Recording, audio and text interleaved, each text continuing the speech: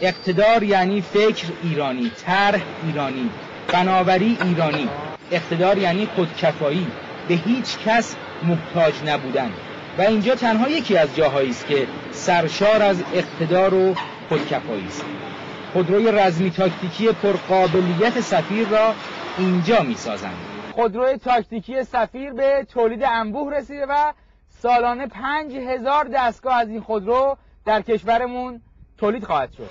در نشان دادن تصاویر خط تولید خودروهای تاکتیکی به همین جا بسنده می‌کنیم و جای دیگری می‌رویم. عمق میدان داریم؟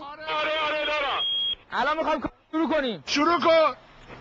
خب بینندگان عزیز، ما همکنون در یکی از مناطق کوهستانی کشورمون هستیم. دما هم فکر کنم چند درجه زیر صفر هست. اینجا خیلی سرده و نقاط هم بسیار صعب العبور. با بچه‌های عزیز وزارت دفاع اومدیم اینجا. خب آقا اینجا چه خبره؟ خدمت شما عرض کنم که ما همکنون اومدیم اینجا تست خودروهای تاکتیکی اکشارتون در مناطق صعب العبور انجام بدیم.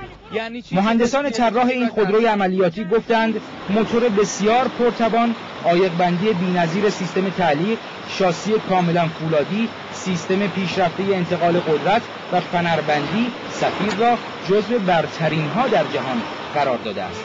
و افتخار ما این است که 100% قطعات و طراحی این خودرو بومی است.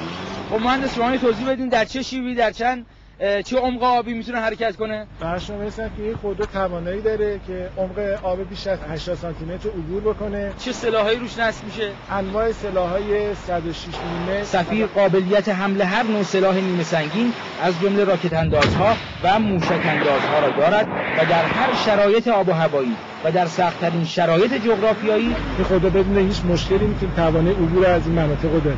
یعنی به راحتی الان میره اینجا رو. من محکم گرفتم. هوا خیلی سرده ولی گرمای اقتدار اینجا بی‌نظیره. خدا نگهدار.